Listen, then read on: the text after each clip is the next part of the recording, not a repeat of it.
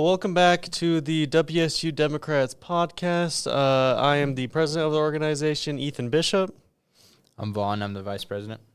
And today we're going to be talking about elections in America. We got local elections, we got national elections to dive into. We're going to be analyzing it. And Vaughn has helped with the script today, so we're going to go with that. Yeah, so I'll just do an overview. So the first one is Mamdani and Cuomo in New York for mayor. We got the Ogden City Council race, Kevin Lundell. We got Proposition 50 in California for redistricting. We got governor races in New Jersey and Virginia. And then we got some other things that we want to talk about. I'll just kind of throw some stuff out there and see if you want to come back to it at some point. But Trump refusing to pay for SNAP benefits. The Supreme Court is going to decide on Trump's imposing of tariffs and whether that's constitutional or not. And then I got some other things like the demolition of the White House, the Canada TV ad. Did you see that? No, actually. Trump I saw Carney disavowed it or whatever. He said he wouldn't have aired it, but yeah, that's more about tariffs, some APAC stuff if we want to get into that. But we'll start with the New York City mayoral race. So we'll find the results in the coming days and weeks. Most recent polls are showing Mamdani at 44% and Cuomo at 39%. It's closer than I thought before I actually looked at the numbers. So I guess you could say Cuomo has a chance. I mean, he's gotten a lot of big endorsements recently. Trump endorsed him. Elon Musk endorsed him. Obviously, all the billionaires endorse him. They're not a fan of Mamdani's campaign, and we'll get into why that is. But I'll just throw in some facts. So Mamdani is campaigning on affordability, free transportation, and public safety.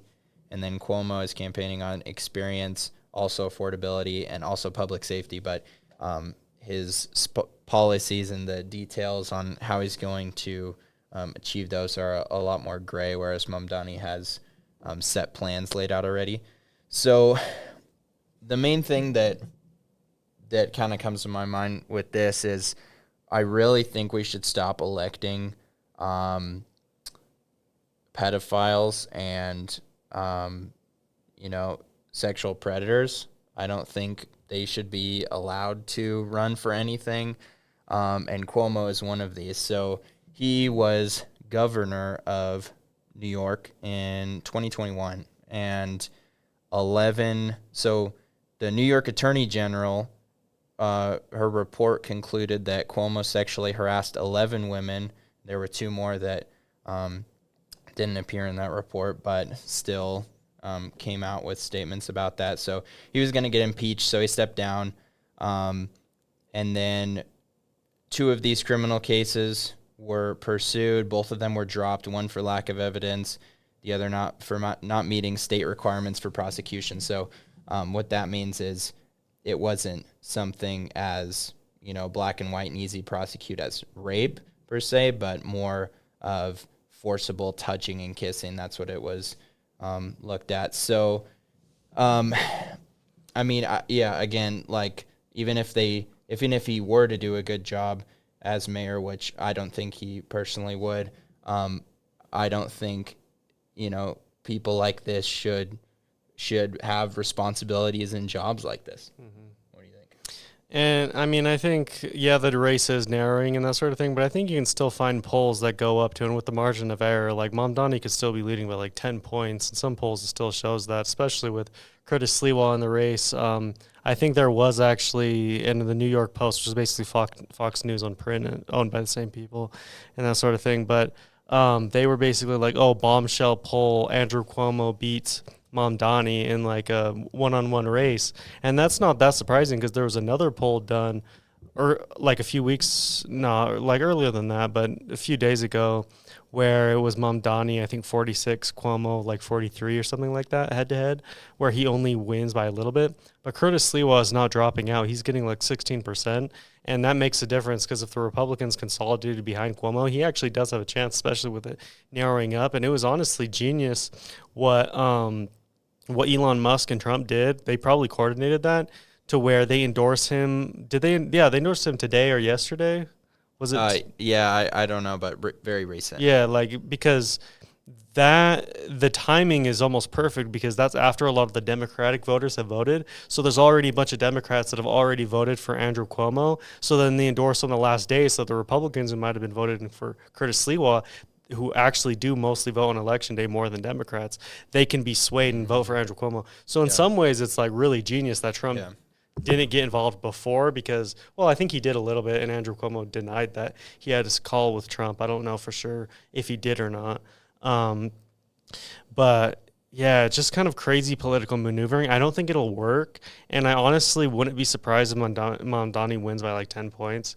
But if he wins by like 6 or something, that'll still be impressive given everything that's been stacked against him. I just think, honestly, sometimes when you hear Cuomo, like it sounds good. Like in the debate, honestly, I think Cuomo did better than people give him credit for. Like he sounds convincing when he's like, "Yeah, I built housing. Did all this stuff." Mamdani's a socialist. He never had a job. He skipped all these votes as an assembly member and all this kind of stuff. Um, but yeah, when you look at him with the actual facts, with him, being a sexual abuser, with him kind of honestly, yeah, he tried to do stuff.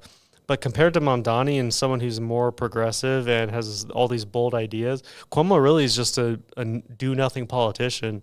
That's why nothing really materially. And also, I'm not like into New York politics as much. Like I can't tell. I'm sure he got some progressive victories. I'm sure Andrew Cuomo did some good things as governor, but he's just not what they're looking for. He's not this firebrand that Mamdani is. We don't want this classic politician, especially after Biden, especially after Harris lost and all that kind of stuff. We want something new and we want something energizing and exciting. We don't want Cuomo. And the only reason why he's surging at this last moment is because of the Republican support of Cuomo and just the boogeyman of saying, oh, it's socialism, and Trump saying it's communism. But, yeah. Yeah, I'm glad you brought that up with Curtis Sliwa because I didn't even bring him up because, like you said, he's getting like 60%, 16% of the votes, which, does matter if they're choosing, who they're choosing. And Elon Musk said, bear in mind that a vote for Curtis is really a vote for Mum Dummy or whatever his name is. So, again, with the fifth grade name calling, they just can't keep themselves from doing it. It's too funny, apparently. So hopefully people will come to their senses and we'll see what happens. But, I mean, when you look at Mamdani and his fan base and his constituents, they attack Cuomo for real facts and negative things he's done, what he hasn't done when he's been in power, and then, with sexually harassing women and those things. But when it comes to attacking Mamdani, there's no real factual evidence or claim that you could go off of, which just shows you how real his campaign is and that it's almost,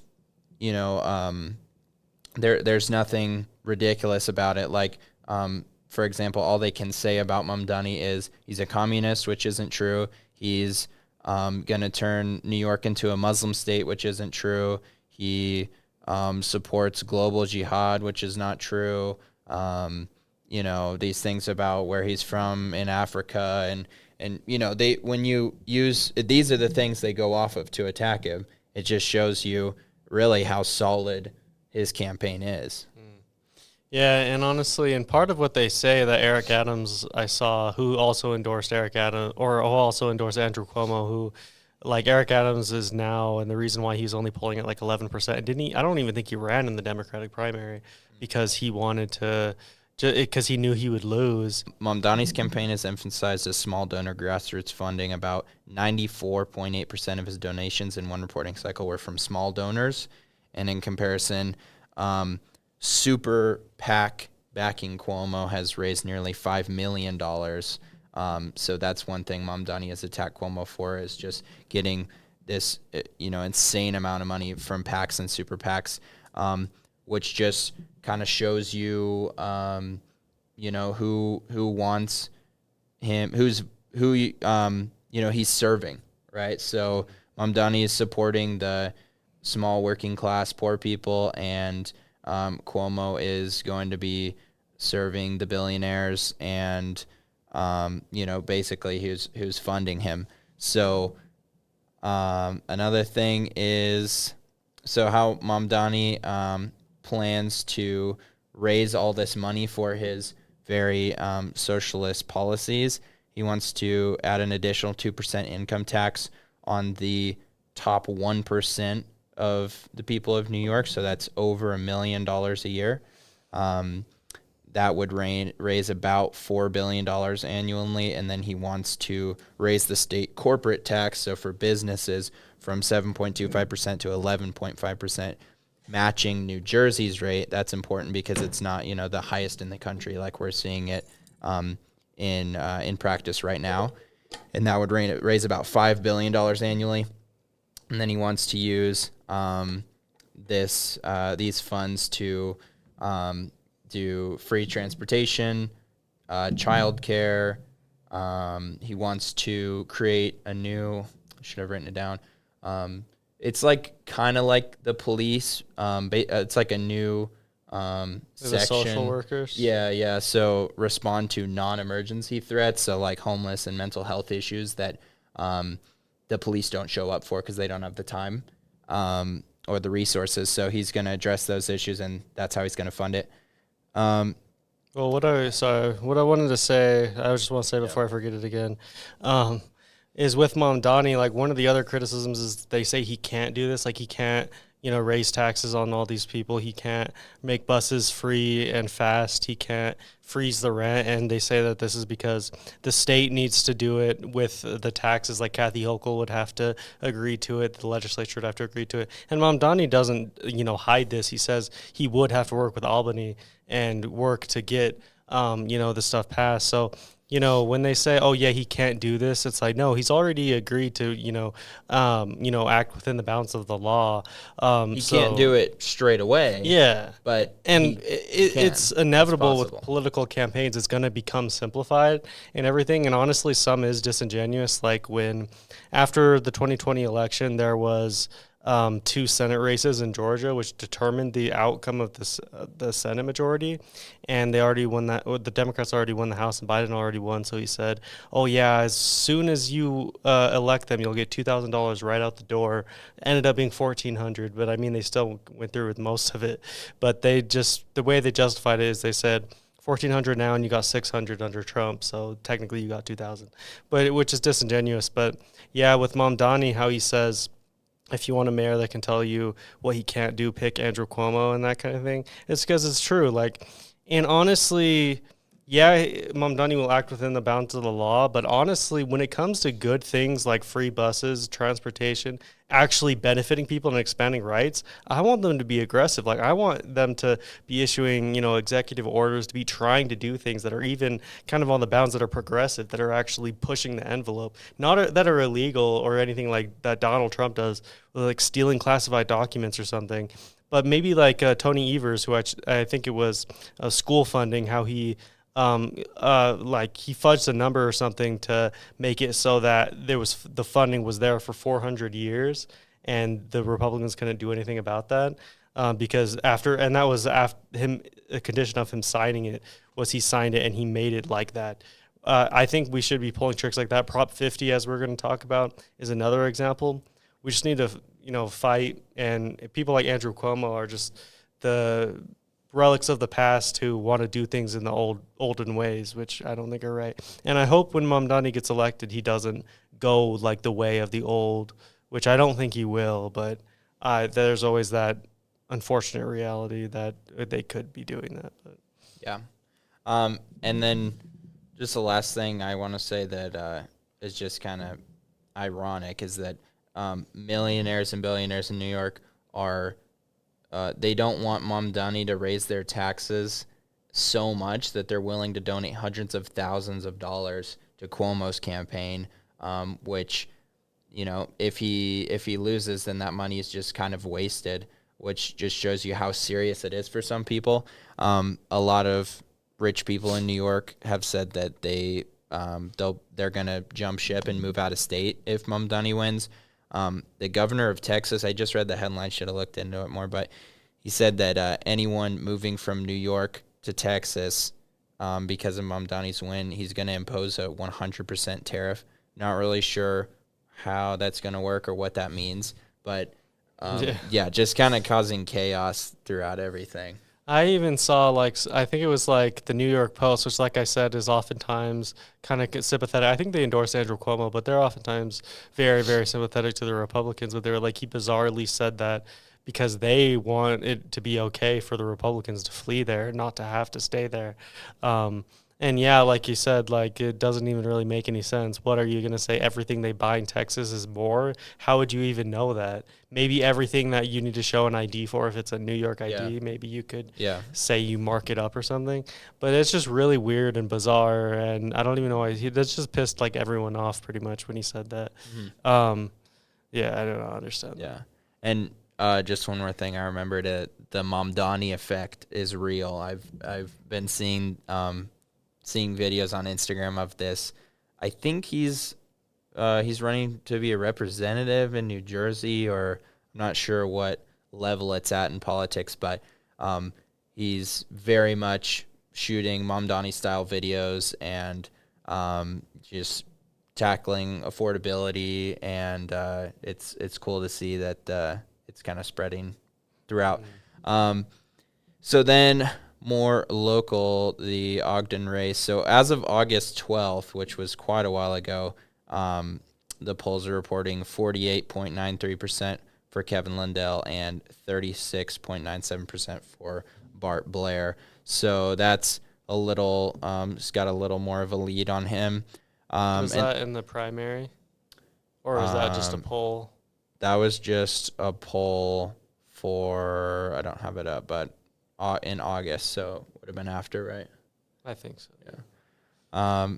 And then Lundell focuses on redirecting city resources from large economic development deals towards neighborhood infrastructure such as lighting, sidewalks, and supporting working families. And you've heard this before. He cited a past city decision of spending $2.2 million to block a housing for homeless bill. And yeah, you know a lot about that if you want to say anything. Yeah, so apparently, and I didn't really know much about this until Kevin Lindell said, but they had a house, I think it was called the Aspen House, where they were going to use it for housing and that sort of thing. And long story short, the city bought it and they spent $2.2 million to buy it and to destroy it. And now it's basically just like an old dirt lot, I'm pretty sure. I haven't actually seen it in person. Maybe I've driven past and just didn't know. But yeah, they basically did all they could to stop a homeless community, or that honestly plays into what they're saying. It wouldn't be a homeless community. It would just be affordable housing for the homeless. It wouldn't be some homeless encampment, which I think is why they voted against it, is because they give them resources, support them. They imagine that it would be kind of like with Mamdani, how they said like with the free buses and everything, it's going to be roving like homeless encampments, where then it showed that in the studies that it didn't actually show that they just use the bus as normal and they're not hiding out on there. I think with affordable housing or homeless, free housing for homeless people and that sort of thing, it wouldn't necessarily invite that kind of community. And honestly, if they're like, you can have all these resources and funding and that sort of thing while also having order. And that's also something that I support, because even though I support, affordable housing, like, decriminalizing many, nonviolent crimes and that sort of thing, I also believe in order. Like, I don't want a bunch of needles to be on the ground. I don't want people to be running amok. I don't want, it to look like a war zone, like the Tenderloin in San Francisco or something. But and you can still have order with that and make sure that homeless people aren't, pissing in the corner or whatever they're, scared they're going to do to make Ogden look bad, to where they spend so much money to end that. So yeah, it's just so much cruelty without, really much forethought for that. It's just such a cruel decision that they did that, and I love that Kevin Lindell brings that up as a main point. It's like why, and it reminds me of during the Obama era when there was so much stuff that Obama wanted to do, when the Republicans were just like, no, no, no, we're never going to do that. Because after they won Congress in 2010 and they kept the House and the Senate, or no, they didn't win the Senate in 2010, but they won it back in 2014. But they won the House and they kept it until even after his presidency. And they just blocked everything he wanted to do. And that reminds me of the Ogden City Council with how they act. Yeah. Yeah, so we'll see pretty soon what that decision. I mean, realistically, he doesn't have a ton of power to do these things. It is just city council. But, hopefully he can influence some decisions, and we'll see some changes of what he actually plans to do.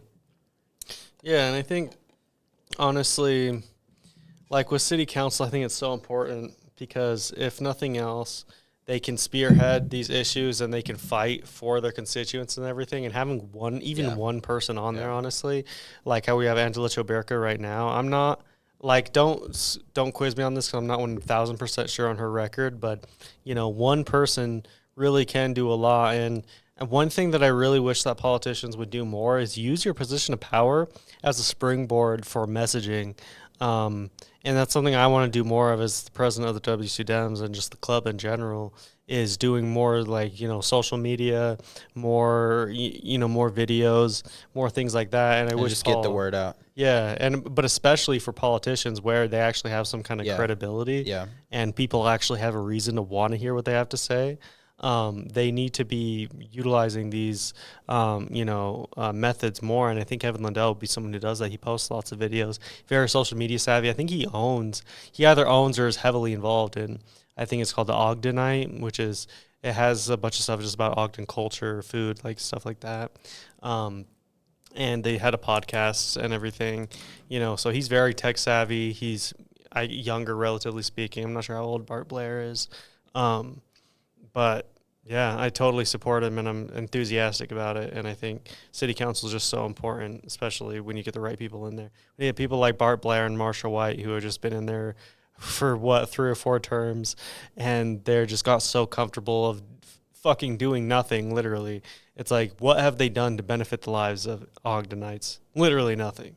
Yeah, so we'll see what happens. It's looking good for him so far, but don't want to say too much, knock on wood. So, Proposition 50 in Cali. So, what this is it would enable California to redraw their district maps for 2026 until 2030, and then the normal council will take over drawing those maps.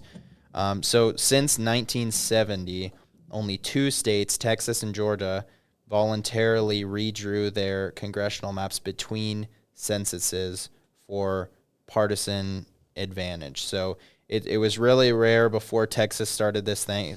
Now it's actually more. So as of October of this year, Texas, Missouri, North Carolina, and Ohio have passed new congressional maps between 24 and 26. And then many other states are probably going to follow suit: Alabama, Georgia, Louisiana, Tennessee, and Utah.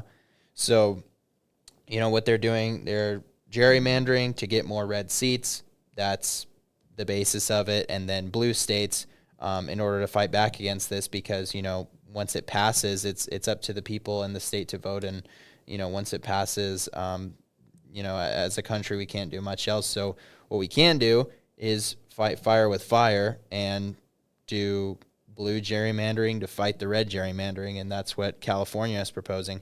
So, so California, Virginia, and Maryland are all proposing new maps. And then we'll see. There are probably more states that do that as well. So, I mean, I think gerrymandering, we should have more rules on it. My personal opinion, I think it should be more regulated, and so that gerrymandering can't actually happen, just for partisan power. I think 2 wrongs don't make a right. People say that a lot, but in this case, I think absolutely they do. because this is the kind of the only thing we can do as Democrats is do the same thing to get our blue seats so that their gerrymandering doesn't even matter.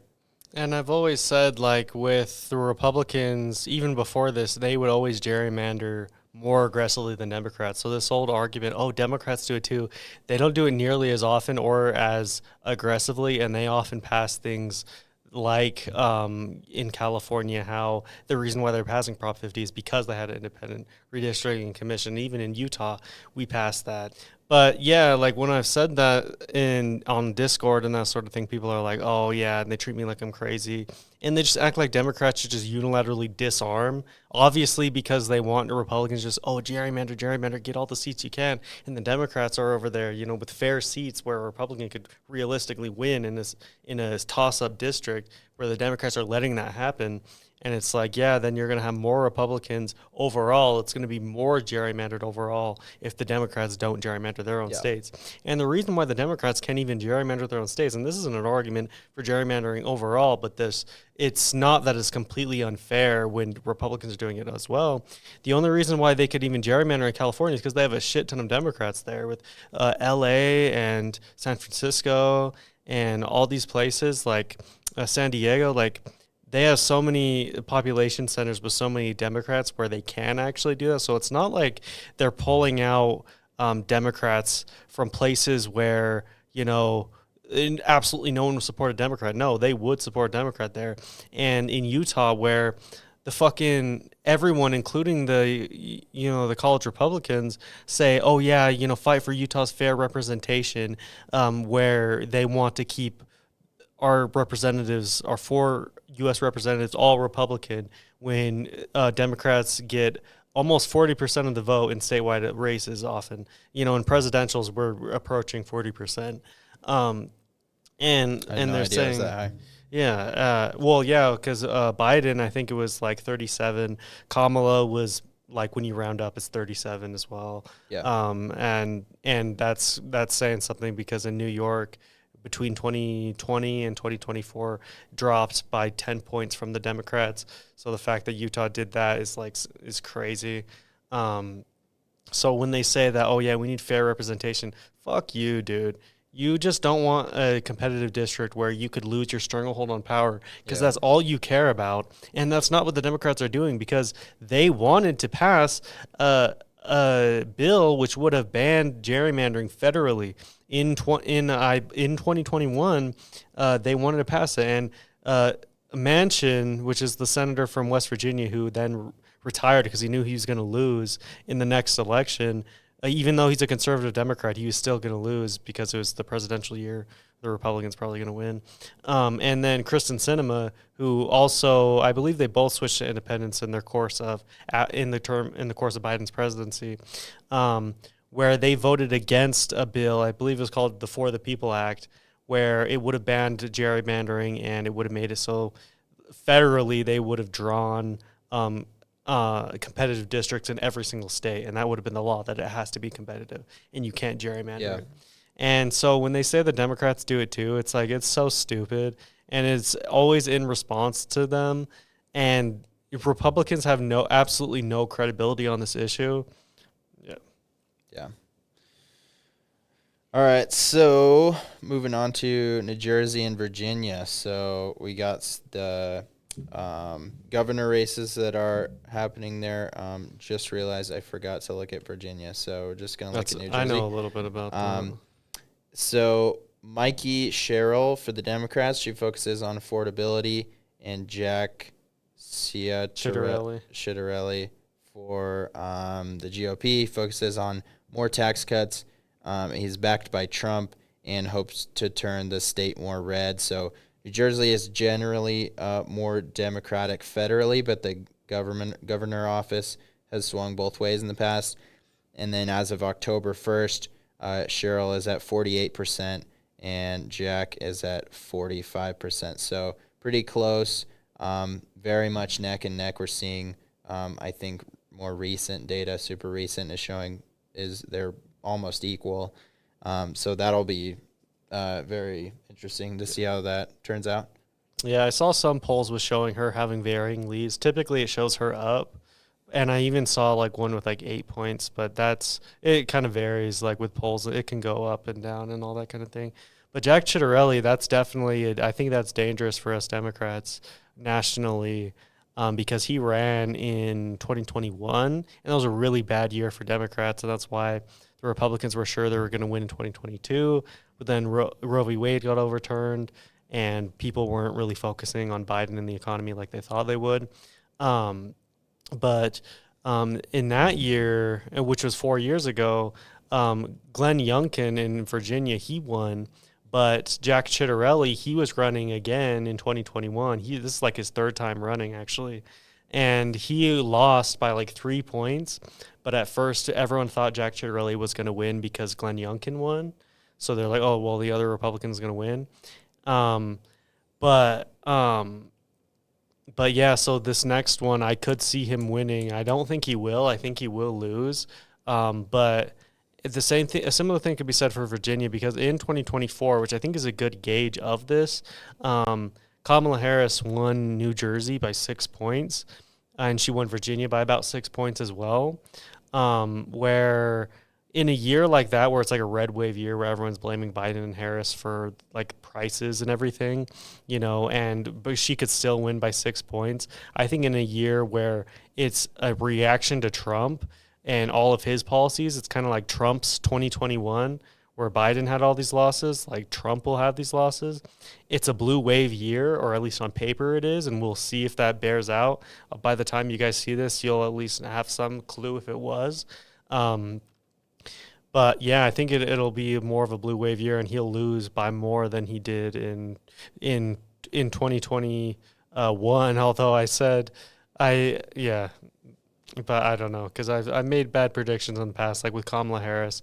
I thought because of the midterm performances of Democrats that it wouldn't make sense for her to lose because in Michigan, like the governor there, Gretchen Whitmer, won by like 10 points. So the idea that that would swing by that much and have Kamala Harris lose, where she lost by what, like 2 or 3 points, something like that. Um, but presidential and local and state politics, it's different. Like not it's increasingly becoming less different because of partisanship and Republicans just voting for Republicans, Democrats voting for Democrats.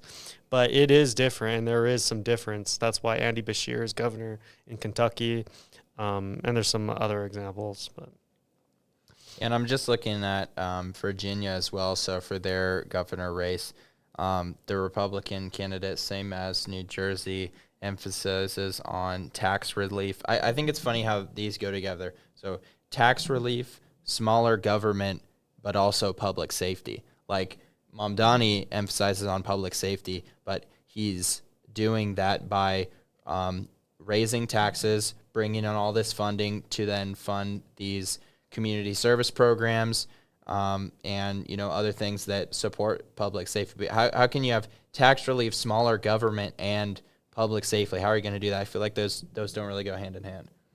yeah, and with all that saying, and then especially with the whole like abortion thing, where especially on the state level they would try to ban abortion and that.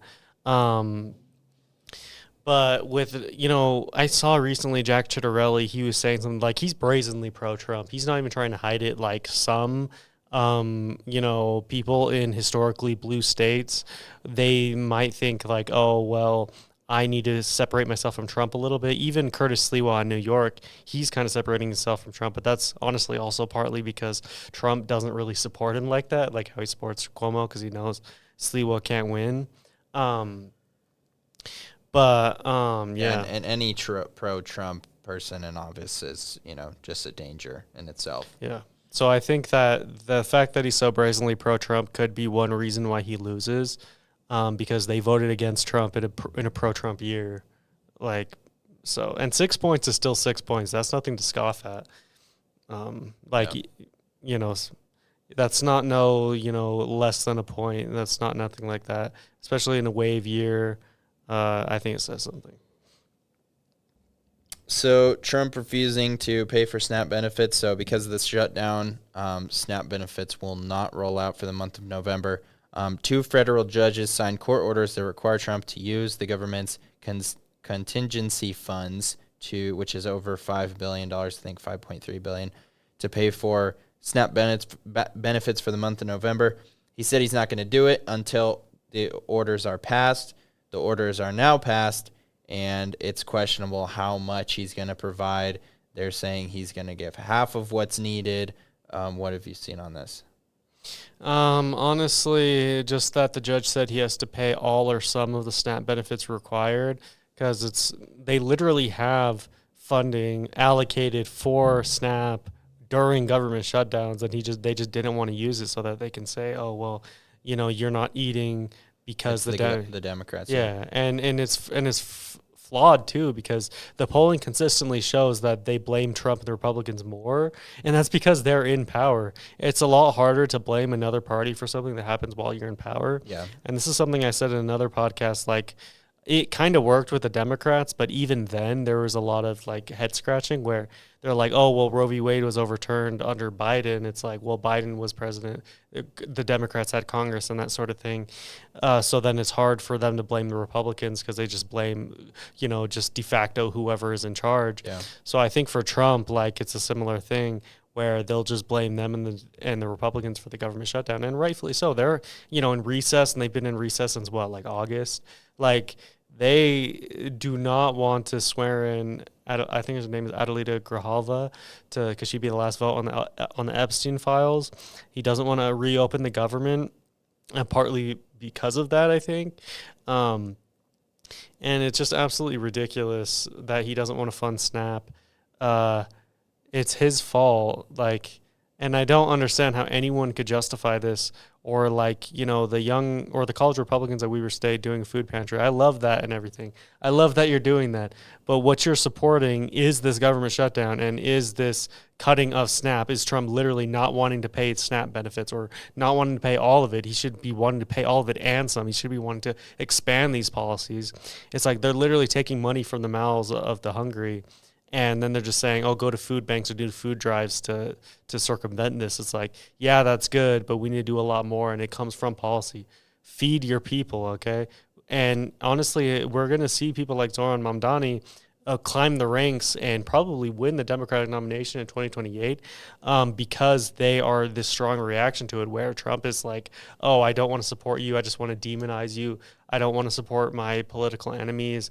I'm not going to feed you if it's not politically expedient to me, or if he thinks it's some stupid calculation in his brain. Whereas Mamdani would be like, I want to feed you. I want community grocery stores or city-run grocery stores. And I'm not 1,000% sure on that idea, but nonetheless, he's still coming up with ideas to help Americans, and is populist in that sort of way. And Trump is, or at least was, at least as far as his appearance and what he advocates for, like populist, like he's always about the people, and he gets supported by like the middle class and the working class, white working class, uneducated particularly, is what was undercounted in 2016, which is what then was so surprising why he won, was because they undercounted that group. But he's just betraying what he did, and that's also what I don't get. And while we're on the topic of elections, like with 2024 and that, we need to understand that voters aren't always right.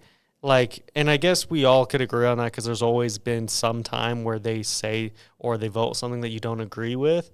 But I don't even, you respect it in that you follow the law and you don't disregard what the law says. But at the same time, you can say the people made a horrible decision.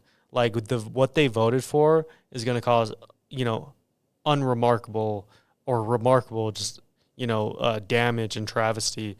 And I think we can be right about that. And just like what you see with Trump, like how, he's voted in because they said, or they were like, oh yeah, prices are too high under Biden, he can get the prices down. And then he gets in power, and then within a few months, it didn't even take that long, prices didn't go down, it was even going up, especially with the tariffs, and everything was scaring them instantly.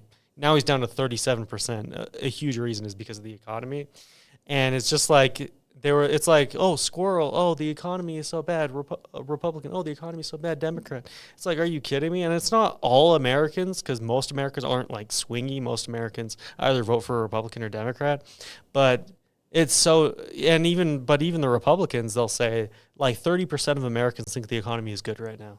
And guess who they are?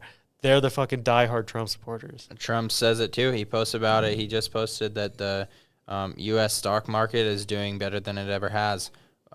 Just another one of his extremist statements that's just straight up propaganda, and people just gobble it up. They love to hear it, even if it's not true, and they'll tell others about it. They'll argue about it. Yeah. But luckily, I think it's undeniable at this point. And with that, like, it's hard to say because people, like, they know what they're spending. And honestly, the 30%, I honestly think the vast majority of them, it's disingenuous. They don't genuinely think that he's benefited them, or it just so happens that a lot of them, they got like a new job that paid them more and then they associated that with Trump or something. But like, it's all vibes. Like, they know what they're paying, and they know that things haven't gotten cheaper and that sort of thing. And it's really going to blow up on their face, and they can't just spin the narrative and think they did, because that's what Biden tried to do, and that's what Harris tried to do. They spent, like, I think with Elon Musk, that ended up equaling it out, but Biden had $100 million at one point to convince America to elect him again. Then you saw the debate performance and everything. There's some things money can't do, or you can't convince Americans of something. You can't go against the headwinds of the political environment, just like Kamala Harris couldn't. Yeah. Yeah, I mean, I don't know why it's so hard for people to understand that Trump does not care about the working class. He does not care about the poor. He doesn't give a shit about anyone but the billionaires. He's passing all these cuts to social services. He's giving tax cuts to the billionaires. He's making affordability just in general more expensive for the average American. And then when the shutdown happens, both sides are to blame. Yeah, sure. But instead of getting these court orders before the court orders, instead of figuring out a way to pay these SNAP benefits, and then after the court orders, actually listening to them, all he's doing is just pointing fingers, blame the Democrats, blame the Democrats, blame the Democrats. He's doing nothing for the people. It's just so obvious that he doesn't care about the general population, and people don't understand that. Yeah.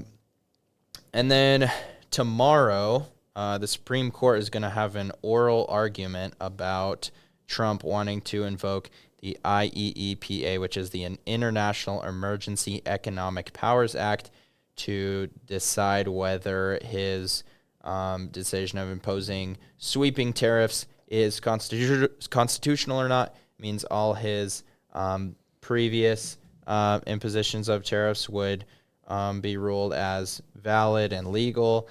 So the IEEPA was created in 1977. And then I just looked at a little article here. So Learning Resources LLC, they are a U.S. company that imports directly from China. So in 2025, if this were to go through, they would have to pay $100 million in tariffs. And as opposed to last year, 2024, they paid $2.5 million in tariffs. So that is just an insane difference that you can see here, that the U.S. businesses are paying.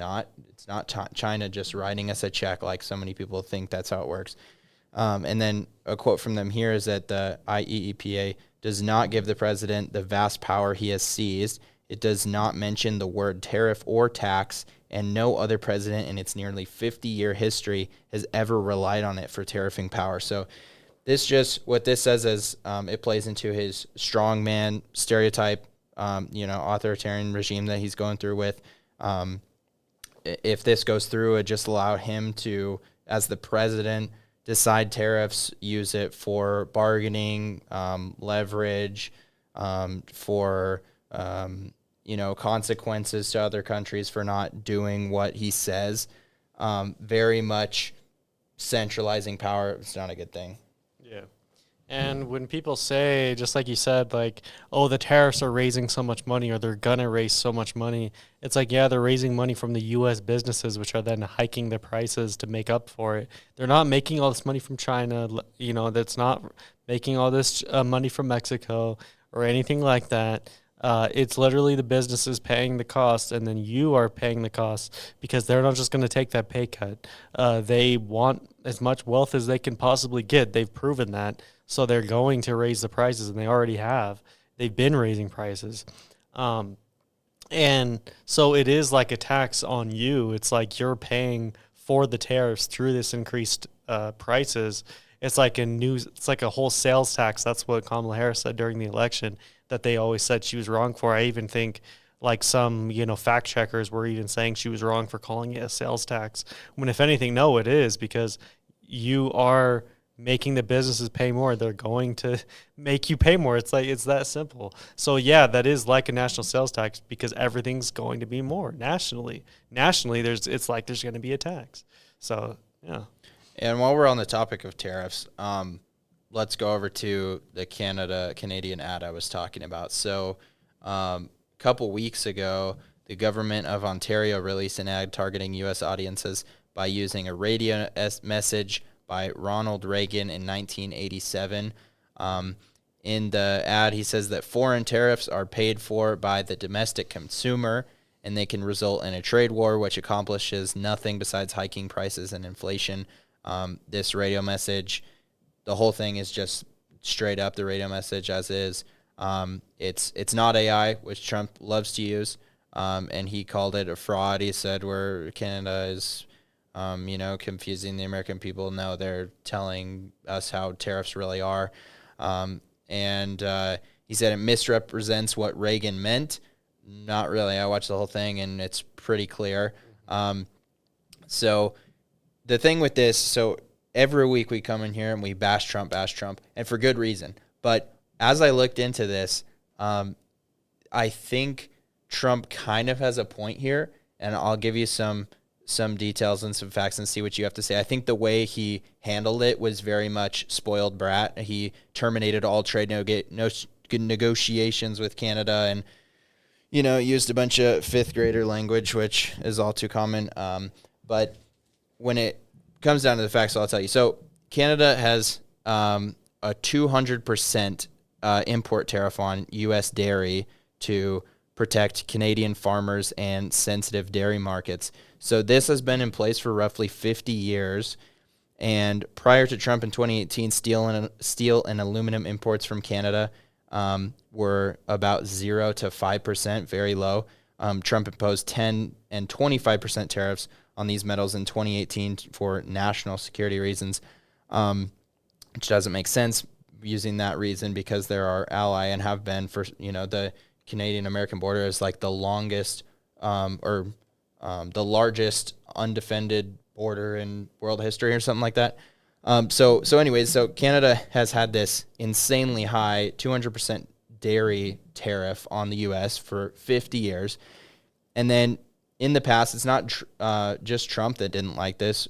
Bill Clinton, George W. Bush, Obama, they've all expressed their frustration with the high tariff, and they've all tried to chip away at it. Everyone but Trump were able to achieve lower tariffs off of this 200%, but only very slightly, not much wiggle room.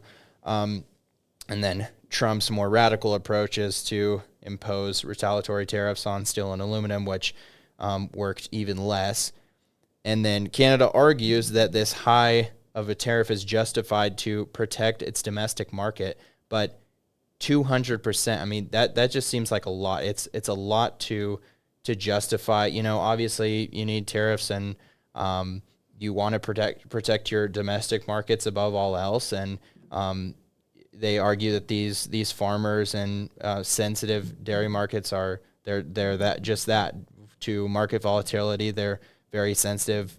Certain waves can put them out of business, so that's why they have this tariffs. But with past presidents, they just refuse to budge on this number, and it just seems really excessively high from what I found. I mean, my only thing is, I would typically agree, with particular things, there might be, retaliatory tariffs. If they are tariffing you, then you might do it back to them in that case.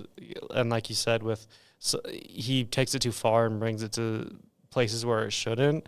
One thing I will say, though, with dairy in particular, so I'm really against the dairy industry, and honestly, I think that's even worse than the meat industry, because with the dairy industry, they basically have the cow, and they have them in these tight little crates and that sort of thing. They artificially inseminate them, where they basically shove their arm up their anus and then put the rod in their vagina, and then they, make them have the baby. They rip the baby away from them. Often they shoot them in the head at like a couple weeks for veal and that kind of thing. So, and then when the dairy cow is all spent and they're suffered all their life, then they get killed for meat anyway. So basically, meat on steroids is what dairy is. So just for that specifically, I would say I don't support anything tariffs or anything to support Canadian farmers or American farmers like who are doing that, who are dairy farmers. I think it should all be switched to plant agriculture.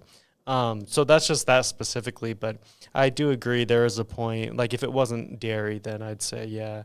Um, like because in the U.S., I think we spend $38 billion on animal agricultural subsidies, which is money to support farmers to make the meat and animal products artificially cheaper. Where I don't think that's the right thing to do. And even Republicans, they should agree with this because they say they want laissez-faire or no intervention in the economy. So why do they support that? Why are they disproportionately? Democrats do. That's something I want to change about the Democratic Party. They're so brazenly for and against animal rights. And then when you add the cost of animal testing on that, like it gets way more money. We're spending what, like 50 billion, probably more than that with Trump, on killing animals and that sort of thing. But yeah, I just kind of wanted to contribute that. But. Yeah, no, that's good. I didn't know about that, but yeah, I just think it's a little excessive. And yeah, so they're really hard on protecting an industry that is super environmentally harmful, morally harmful. So it's just very, very tricky situation. Representative Jamal Bowman of the 16th Congressional District of New York spoke out against Israel, accusing them of genocide and calling for a ceasefire. This was, I believe, last year or a couple years ago. He was very much pro-Gaza, and he gained a lot of traction with this. He is a representative from New York, so Israel wanted to silence him, so they spent $14 million on a rival candidate, George Latimer, who ended up winning the election and forcing Bauman out of his seat. And AIPAC itself celebrated the victory of the opponents. They said this triumph by a strong pro-Israel candidate represents a major victory for the Democratic mainstream that stands with the Jewish state and a defeat for the extremist fringe. So if calling a genocide and, advocating for not funding a genocide and all these things that Israel has been proven liable of, and if that is what's classified as extremist fringe, then I think we really have a problem. And this whole thing kind of ties into Israel influence in U.S. politics. They have a lot more power, than a lot of other foreign countries. They have special powers when it comes to, and they have special rules that don't apply to them as it does to other countries. Like they don't have to join the Foreign Agents Registration Act. That was a whole thing with JFK, and I just think, no foreign government should have this much influence in U.S. politics. They literally bought a seat in the House of Representatives. That's pretty crazy. And they buy a lot of seats when you look at it. It's not just them. And honestly, I just think with AIPAC, they should not have that control over U.S. politics like no country should. And I like that we've now collectively had so much anger over Israel, even on the right, where they're saying we don't want money given to them. Yeah, they take it too far because then they say, oh, we shouldn't give money to Ukraine either, when Putin and Russia needs to be stopped or they're going to go into Poland. That's a little different. Yeah. Where They say that, but with APAC and everything, they literally want us to support politicians who will like put in funding for Israel to the point where we're literally funding their free healthcare and we can't even fund our own healthcare. It's like, what the fuck? We should be funding Medicare for all instead of their Medicare for all.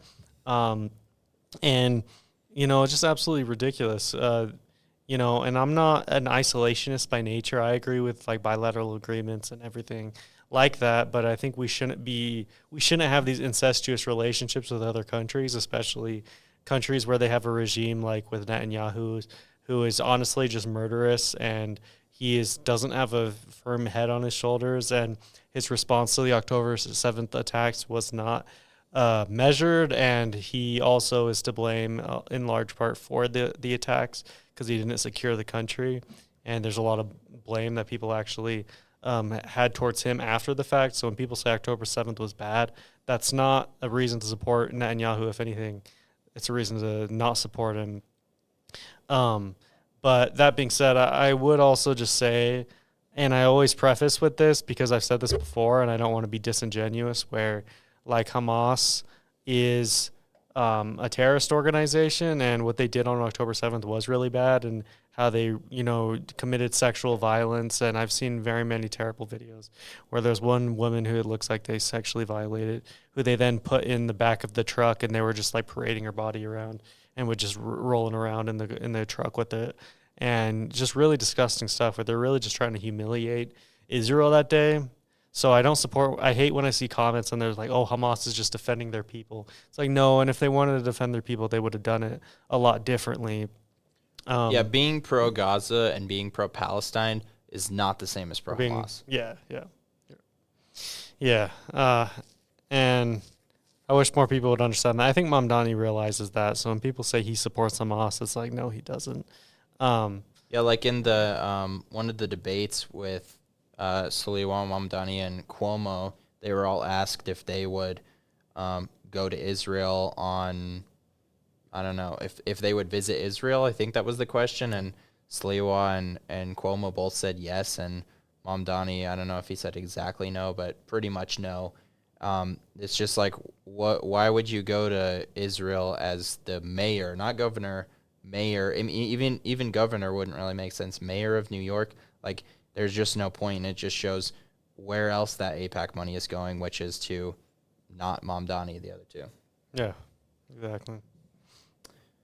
And then, yeah, just like in general, how bad this war is and how we keep sending money to them. And for a counter argument, some people say that, we're also not just writing a check to Israel, we're sending our old military equipment, which then generates jobs and manufacturing production in the U.S. to replace that equipment, which is good for our economy. And I say, my opinion is yes, that applies to Ukraine, but not to Israel because we are funding a genocide. That's exactly what it is.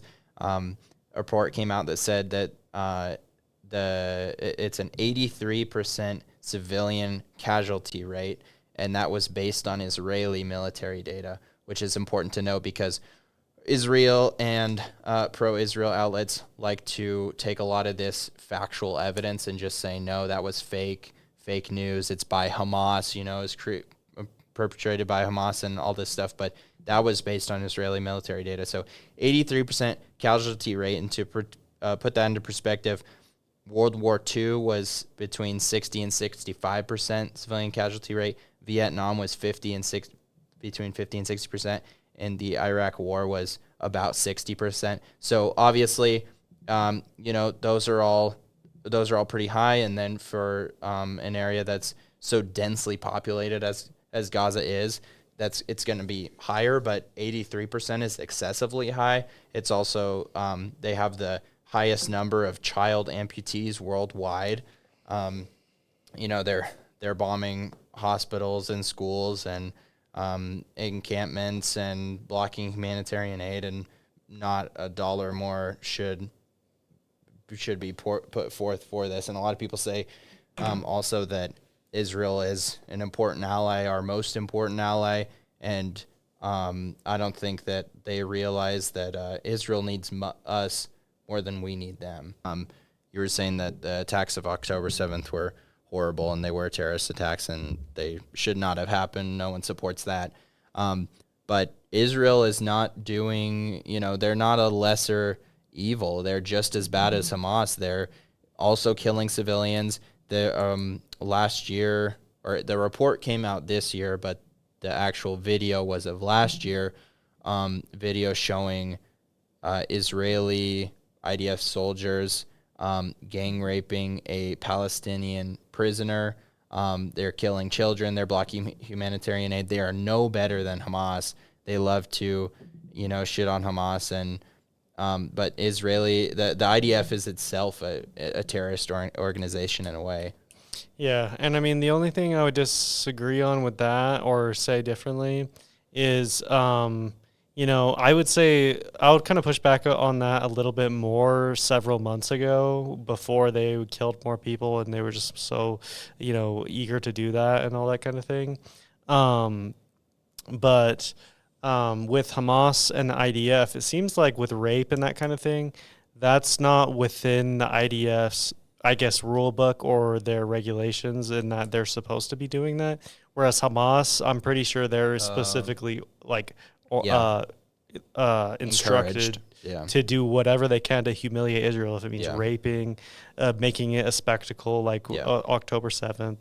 So that's the only difference. Like, yeah, I agree. I just think that it is a little bit different when you look at what they're instructed to do. Israel is a little bit more of a stable state, and it Yeah, makes more totally. sense to do business with Israel than it would with Hamas. But at the same time, like the U.S. needs to have a radically different relationship with Israel. It'd be very fraught if I had anything to do with it, and I would just say that, hey, they're committing a genocide. They need to stop doing that, and we also need to stop paying them so much money. And we need to stop welcoming into the country and into the White House with open arms. That really bothers me. Yeah, and honestly, and in some cases, like with the international courts, how they have set out arrest warrants for Netanyahu, where if he ever goes to certain countries, he'll get arrested or he could be arrested. Like if the U.S. did that, that would be a huge step because then he's like, oh, I can't even go into America, Yeah. and then you see that like in the world, like that would be such a huge statement if they actually did that, and it actually means something because it's America doing it, and that's where I think we have so much potential in America where people are like, oh, tear it down. It's so bad. It's like, no, we have so much potential, to wield America, we have the strongest military on earth, the richest country on earth. We have all this power and all this, stuff we can wield, and we just don't do it correctly. And this whole Israel thing is just, it's anti-America to be so pro-Israel. Yeah, exactly. And I keep seeing videos of this guy who finds representatives, U.S. representatives and members of the Senate on the move, and he asks them, America first or Israel first? And none of them answer. It's so bad to the point where they can't even say they can support Israel and get the donations from AIPAC and all this stuff. They don't have to speak out against Israel, but it's so bad to the point where they can't even say America first over Israel first. Like it's really, really bad.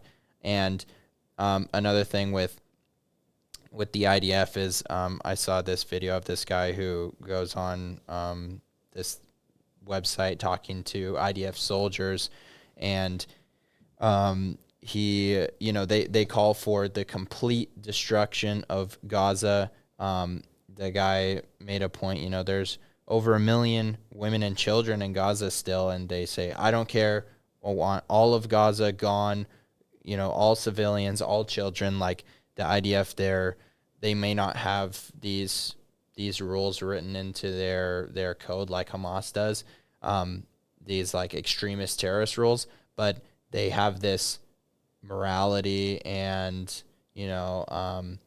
ideological state that children deaths do not matter. Take Gaza at all costs. They have no sympathy for these innocent people.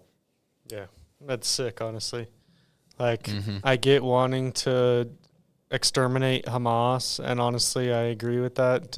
But I don't agree with exterminating children or saying that they're a means to an end of exterminating Hamas. And that's something Ben Shapiro even said, where he's like, "Oh well, because they're using human shields, that means we can't get the murderers that killed like our friends and the people we love and all that sort of thing." It's like honestly, that should be a factor. It's like if you don't care about how many children are around, or it's the biggest refugee camp in Gaza, which they bombed to kill a few Hamas members. It's like, yeah, you should be noting how many children are around. And yeah, if they're using human shields, that shouldn't be an indefinite, way to stop them. Like if they committed like a 9/11 and then there was the top person and he had his kids like in the room or something, it's like, yeah, you should still kill him. But that's an extreme situation and that's not the calculus they're doing. They just kill a bunch of people. And it just needs to be a much more calculated strikes. And they just there needs to be some kind of way to de-radicalize the people of Palestine who elected Hamas, and that's not going to be done through bombing the shit out of them and killing kids and everything. You need to show them a solution, that's not Hamas. Yeah. And I'm not, and it's an, you know, several decades old conflict. I don't have a simple solution for it, but I think we just need to have some kind of negotiation, hopefully between someone who's not Hamas, but if that's who's the governing power is, who else are you going to negotiate with? But yeah. Yeah, I mean, I feel like this war is far from over, but unfortunately, but I think, as like you said, the richest country, the wealthiest country in the world, we should do our part and, do what we can to stop the war instead of support it. But even then, I feel like it would almost, with how things are going now, I feel like it would almost be better just to get out of it and stop supporting and just maybe not even try and, stop the war, but just completely distance ourselves from it as kind of a third party in this war. And then I was going to say one more thing. I forgot. Oh, yeah. And then when the war finally does end, I think that'll make it easier to wean out Israeli influence in our politics as well. Yeah. Yeah, definitely. Totally agree. And that pretty much covers it, unless you want to talk about anything else. Awesome. Well, thanks everyone for watching. Hope everyone has a nice day or night. Make sure to get out. Well, you already will have voted because this will be out likely tomorrow.